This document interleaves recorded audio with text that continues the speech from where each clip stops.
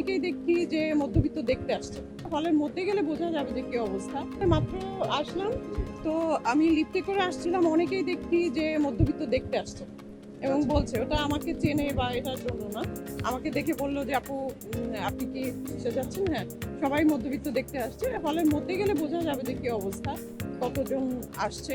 আমি মাত্র এলাম, টিকিট নিলাম, এখন আমি ভেতরে আমি কাউকে নিয়ে আসিনি এখানে। আমার মানে অনেকেই তো এসছে, টিকিট কেটে অলরেডি ঢুকেও গেছে। আমার সাথে করে নিচ থেকে আমার এক ভাই এবং ভাইয়ের সঙ্গে তার এক বন্ধু এসছেন, বললাম যে চলেন যাই উপরে, তখন আমি ওদের টিকিটটাও কাটলাম, আমারটাও কাটলাম।